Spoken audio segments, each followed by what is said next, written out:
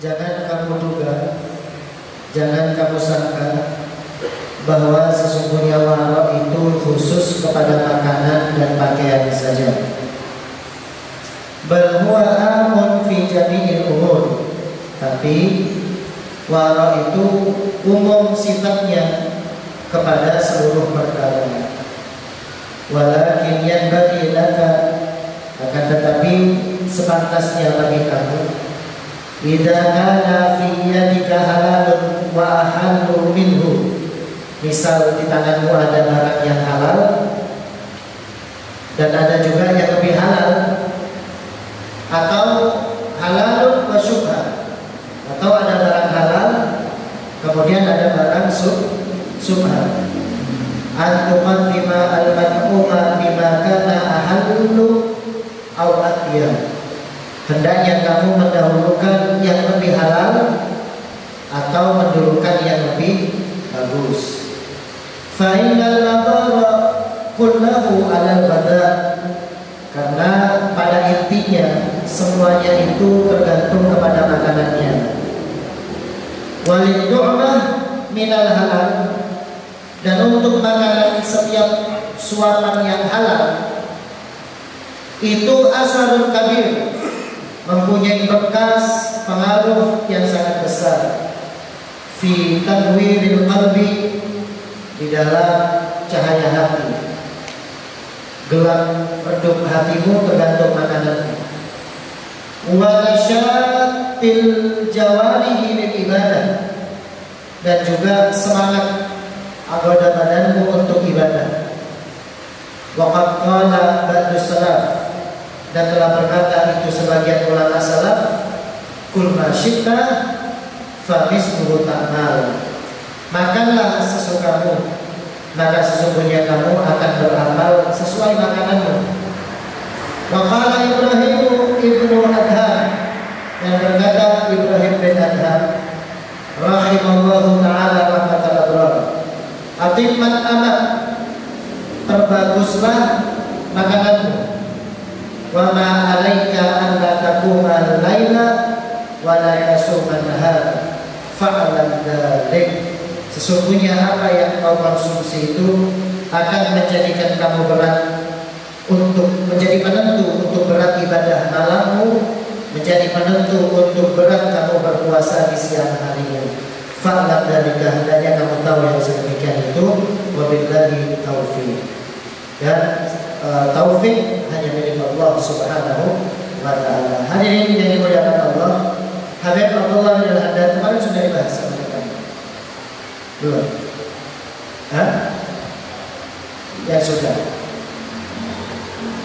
Jadi kita harus tahu hadirin, bahwasanya kita itu disuruh warok, benar-benar warok. Allah, ini yang sulit ya. Sulit warok itu kalau nggak dipaksakan. Apalagi yang terbiasa pegang uang orang, ya, uang bukan uangnya sendiri. Apalagi yang biasa amanah, untuk warok itu sulit. Ini pengaruh besar, bahkan bukan hanya kepada pakaian dan makanan saja. Kamu diperintahkan untuk memperhatikan kepada seluruh hal, agar kamu lebih fokus kepada perkara-perkara yang warok. Hati-hati, jangan sampai terjerumus kepada hal yang sekiranya kamu menjadi orang yang kemudian berat ibadah, berat khusyuk, ya, ketimpa masalah besar, kesukaran di dalam menghadapinya. Ini karena kita tak hati-hati dalam melakukan. Kul ma syi'ta, kita disuruh makan apapun, makan saja sudah, terserah kamu. Mau makan halal, mau makan haram, terserah kamu. Yang pasti kamu akan berbuat sesuai dengan apa yang kamu makan. Kalau kamu sering makan haram, maka perbuatanmu akan sering mengarah kepada keharaman. Sering meninggalkan sholat, sering meninggalkan Quran, sering meninggalkan tasbihnya, sering meninggalkan wiridnya berat. Kenapa? Sering masuk haram. Sebut akan haram. Saking sebut akan haram sampai kesal baca. Sampai malas mau buka Quran. Jangan kaget. Makanya dikatakan kamu kalau mau tahu kenapa kamu kok sulit ibadah, itu lihat makananmu seperti apa. Apa sampai masuk ke tabur itu apa? Ini sampai malas apa dengan tahajud. Ini sampai sawah itu cek sarap. Ini sampai baca Quran cek soal. Quran ada tumpukan sampai berdebu berat ini baca Quran ini. Kenapa tak suruh? Padahal lancar baca Quran. Bukan orang yang tidak bisa baca Quran. Kenapa kesulitan demikian? Karena perutnya terlalu banyak keisi hal-hal yang haram, isi hal-hal yang syubhat, gak jelas hukumnya, sehingga mengarah kepada kemalasan di dalam sehari-hari. Mudah buat maksiat, mudah berbuat hal-hal yang dimurkai oleh Allah. Kenapa begitu? Karena dia telah mudah juga memasukkan yang haram ke dalam perutnya. Jadi kalau perlu kaget, kalau kamu sudah malas tahajud, pastikan itu berarti perutmu itu ada masalah. Kamu sudah masukkan sesuatu yang dimurkai oleh Allah Ta'ala ke dalam perutmu. Kamu sudah malas baca Quran, malas hadir majlis, malas untuk berbuat kebaikan. Penuh kesehariannya sibuk untuk mikirkan hal-hal yang sia-sia misalnya. Gak pernah mikirkan sesuatu yang berbobot di mata Allah dan Rasulullah. Ketahuilah, mungkin ada sesuatu yang haram masuk ke dalam perut. Wa illa syubhat. Kalau gak haram, mungkin syubhat yang masuk ke dalam perut, sampai menjadikan kamu keberatan untuk beribadah dan taat kepada Allah. Orang dulu sampai ketika anaknya kemasukan hal yang syubhat saja, itu disokrok tenggorokannya. Sekiranya muntah lagi, jangan sampai ada yang haram ketinggal di perut anaknya. Khawatir anaknya jadi anak yang durhaka, khawatir jadi anaknya anak yang menjauh dari Allah dan Rasulullah, sampai seperti itu. Karena umat di akhir zaman ini sedikit-sedikit itu tidak filter apa yang perlu dimasukkan ke dalam perut istrinya, perut anaknya, perut dirinya. Itu apa dulu? Yang penting makan, sepenting soki, sepenting dapat cara mengerjakan dunia, itu saja yang dipikir. Tapi gak mikir gimana keadaannya dia dengan Allah dan Rasulullah Sallallahu Alaihi Wasallam. Sehingga waktu ini menjadi perang, medan tempur sebenarnya bagi setiap orang mukmin. Karena kita ini kalau sudah kadang sehari selamat dari haram, maka besok haram itu akan datang lagi. Besok selamat, lusa akan datang lagi terus. Sehingga perlu untuk dijadikan sebagai medan perang bagi kita sebagai seorang mukmin. Kadang-kadang malam harinya sulit bangun, sulit untuk witir misalnya, sulit untuk baca Quran. Allah, setiap hari mudah buka HP, sulit baca Quran. Duduk sama istrinya lapor, sudah baca Quran kan? Sudah baca Quran kan? Tanya, tadi malam kau gak tahajud, bukan lagi begitu istrinya. Ente terlalu bunga, terus terjadi sebunga itu di akhirat, tapi lagi itu akhir. Baca Quran kan? Baca Quran kan? Kenapa begitu? Karena itu untungnya buat kita. Untungnya buat kita. Sehingga rumahnya itu isinya Quran, isinya DG, isinya lele baca, wirdul kabir, wirdul sodi, rotib hada, wirdul latif. Itu masalah. Kamu kelewatan subuh tadi gak baca rotib hada, gak baca wirdul latif, kok apa tujuan? An-Nabi SAW itu kalau kelewatan ibadah malam harinya dikerjakan di siang hari sama Nabi. Nabi kelewatan bukan karena malas. Jadi Nabi memberikan pelajaran kepada kita. Ente kalau telah bersekedar tahajud, kenapa lakukan? Jangan lewatkan pagi harinya untuk memperoleh malam hari tadi tidak ibadah. Duha, 2 rakaat. Istikharah, kemudian hajat, jangan tinggalkan. Paksakan diri kita untuk yang sedemikian. Ketika semuanya itu berat, mungkin ada sesuatu di dalam perut kita. Koreksi lagi. Apa saya katakan? Ini sampai berair. Ala apa kan bibi cicam kelar atur-atur. Suruh baca Quran atau belum baca Quran apa yang saya tulis lagi tentang bibi. Nah itu ada catat. Ini dari ini, ini dari ini, ini dari ini. Ini dari ini. Teliti. Sampai sekiranya benar-benar yang masuk ke perutnya istri itu, anak ini kenapa yang saya dengarkan? Didikan yang sulit tak kalau kenapa? Cek makanan, survei makanan.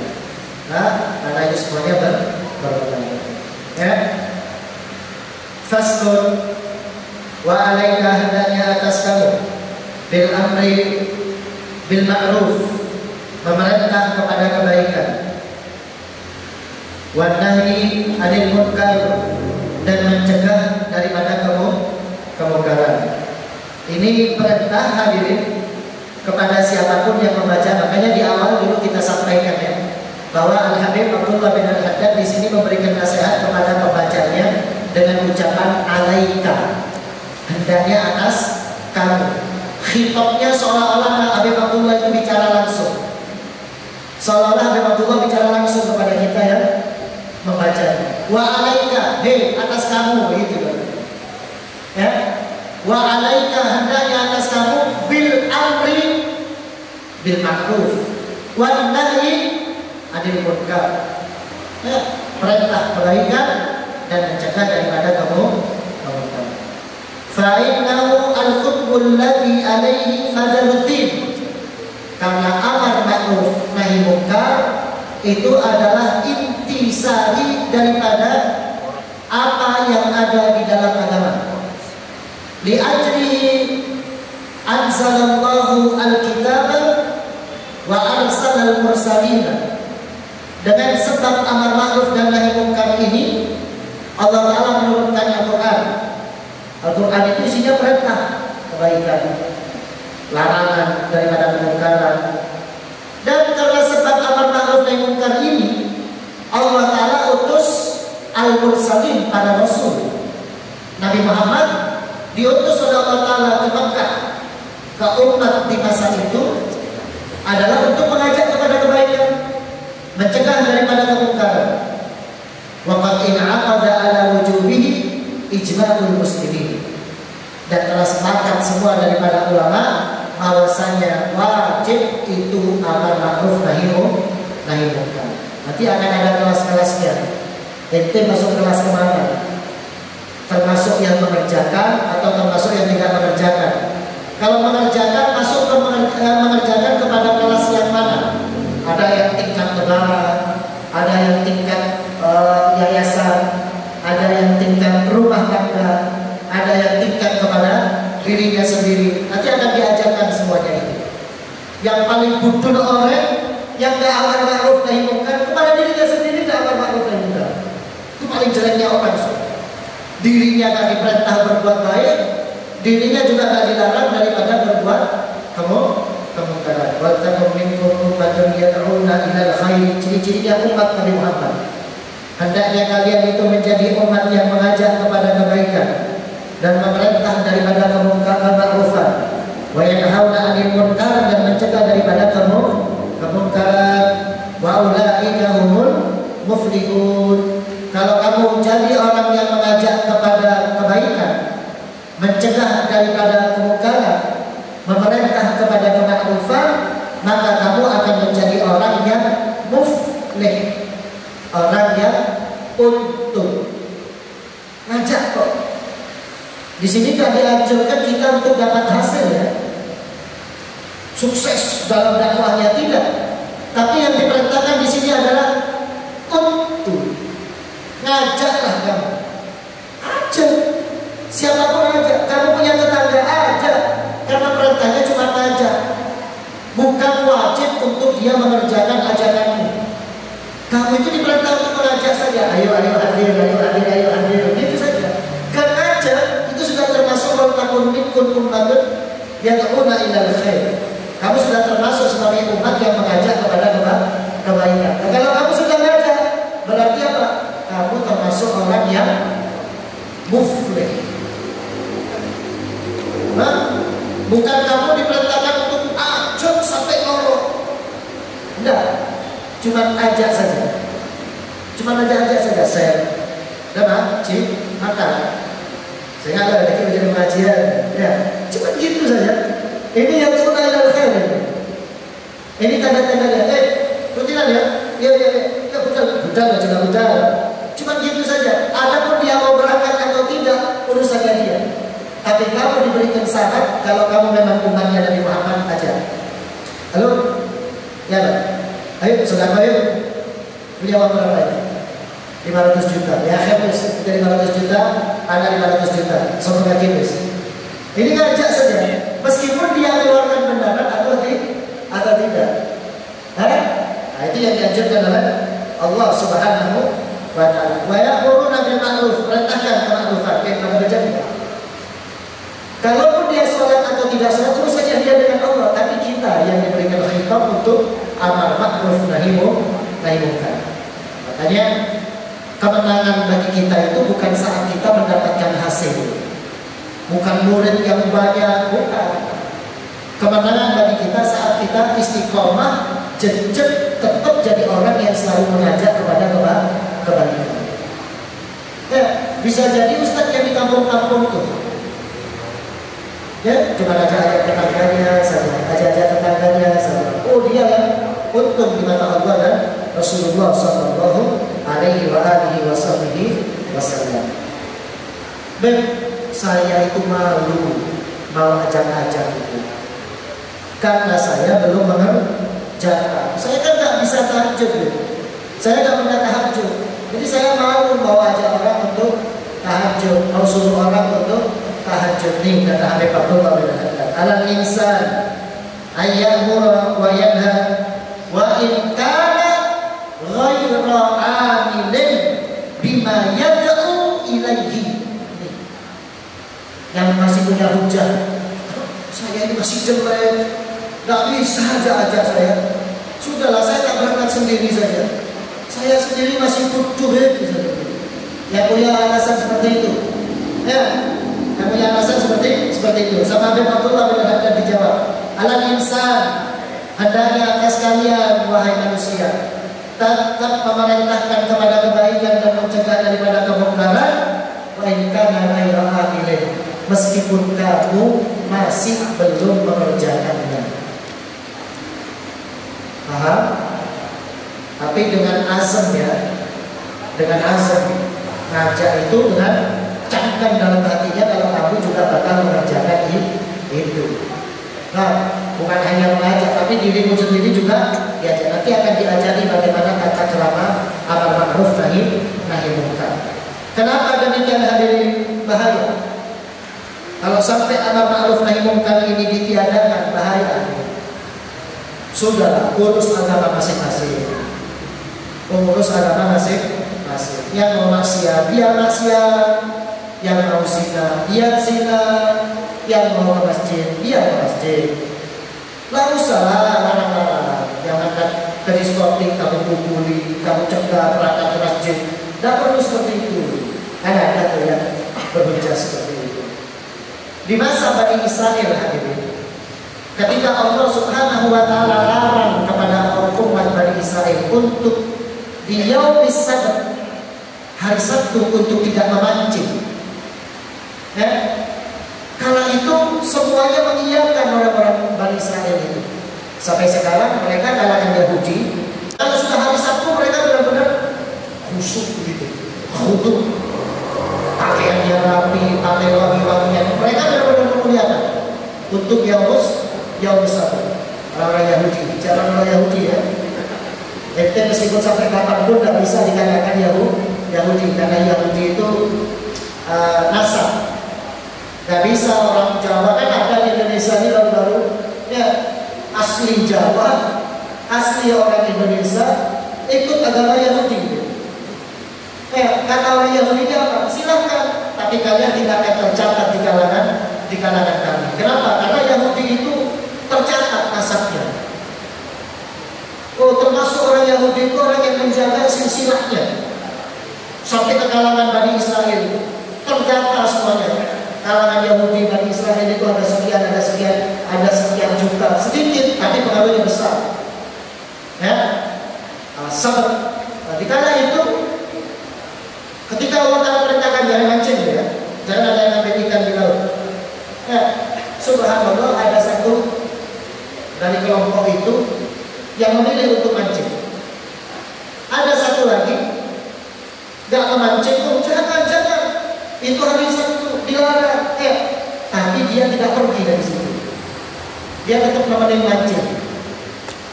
Aku juga mancing. Ada dilarang mancing. Yang kelompok satunya lagi karena sahabat dilarang mancing, maka kabur di kelompok yang satunya. Apa hasilnya hadirin? Hasilnya Allah Subhanahu wa Ta'ala memberikan al-uqubatu ammatil ula wa kadasaniyah. Siksa itu Allah Ta'ala turunkan kepada yang mancing dan juga kepada orang yang kumpul dengan orang yang mancing tadi. Amma salisah, adapun yang ketiga yang kabur tadi, lam yu'adzib, tidak disiksa oleh Allah Subhanahu wa Ta'ala. Kenapa? Dia mencegah, kemudian dia kabur. Jadi ini pelajarannya di antara kita di Indonesia. Ya, kalau kita ketemu orang maksiat, jangan duduk sama orang maksiat.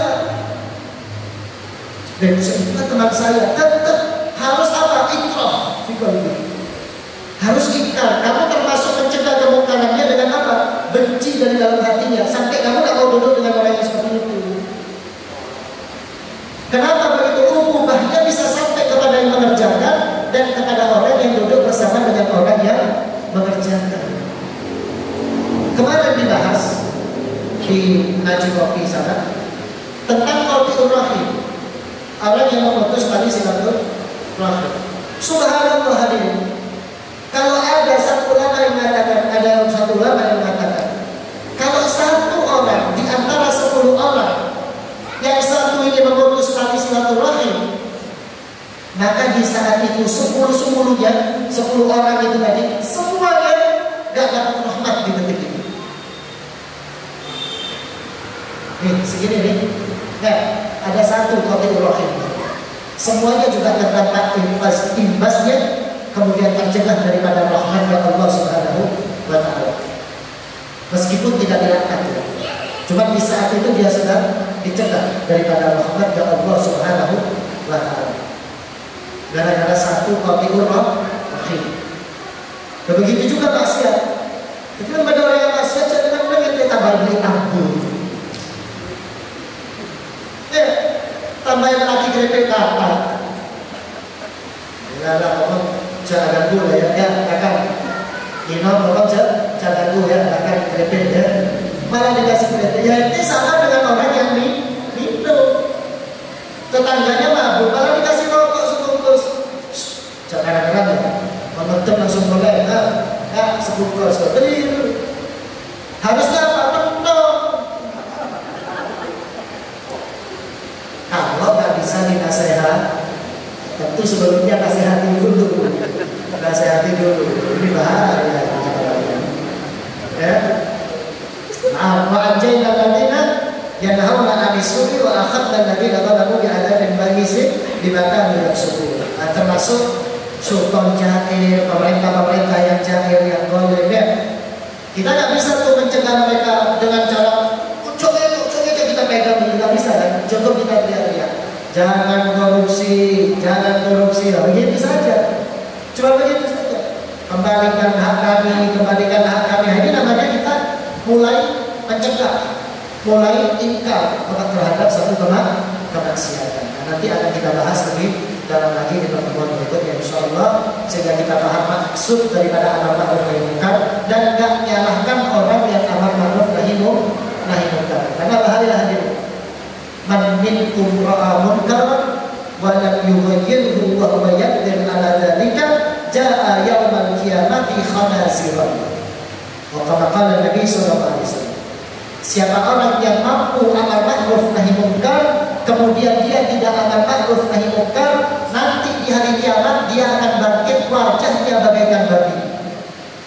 Nabi Muhammad sudah katakan, itu masanya banyak, umatnya banyak, mampu mencegah kemungkaran, diajak istighosah betul. Padahal kamu penuh dengan maksiat, gak diajak mencegah kemungkaran. Nah itu kiai lagi, bangkit lagi sama Allah Subhanahu Wa Taala bagaikan babi. Ja'a yawmal qiyamati khanasiran, dalam keadaan seperti bab. Wa fi riwayat kirodatan, dalam riwayat lain dikatakan kirodatan bagaikan monyet. Ya, saya terus ngomong sama kiai kediketan. Karena apa? Tidak mencegah kemungkaran. Tadi babi. Dulu saya tak ngajak kamu amar ma'ruf nahi munkar, ya wajar lah saya seperti babi. Jangan bekerja. Wallahu a'lam. Ya, silakan.